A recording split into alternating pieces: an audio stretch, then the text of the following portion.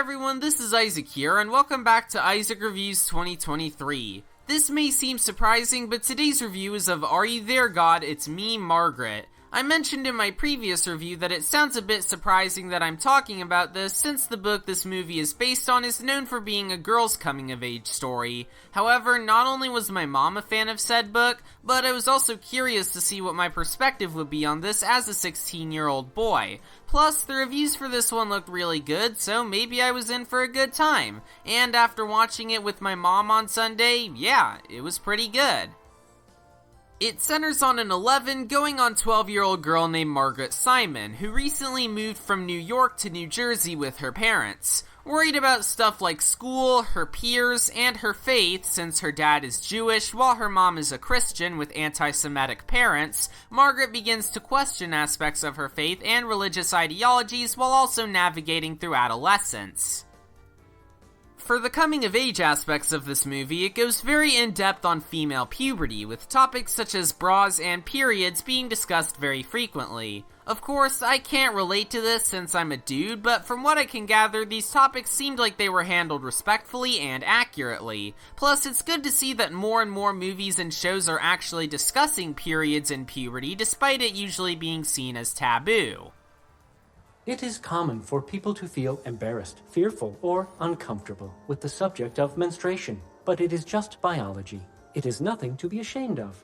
As for the religious aspect of the film, that's an area I can definitely relate to. I'm a Christian myself, and yet I've frequently been unsure about my faith and have been confused about certain aspects of it, so seeing this movie's portrayal of a kid's religious struggle that ultimately ends with said kid deciding that they're an atheist is very refreshing. And in that case, it's probably one of the best faith-based movies I've seen in a while. But then again, most faith-based movies outside of The Prince of Egypt are usually garbage, so the bar isn't all that high to begin with.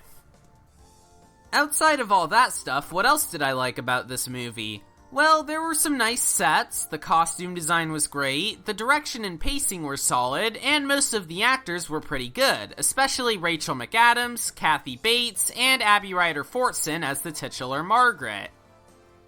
However, there were some areas I feel that the movie could have done better in, as a few of the child actors weren't all that good, the tone was a bit too bitter for my liking throughout most of the third act, and the ending could have been a bit better. Thankfully, that doesn't take away from me thinking that Are You There, God? It's Me, Margaret is a very charming and endearing watch, even if I'm not in the target demographic. For any of you that are in the target demographic, however, by that I mean girls who are going through or have already gone through puberty, you'll probably relate to this a lot more than I did, unless you also just so happen to be questioning your faith or if you're a full-on atheist. But I'd still say that this is a solid watch, and when I'm able to enjoy something that's not meant for me, I'd say that the people behind it did a pretty good job. A good enough job for me to give their work an 8 out of 10.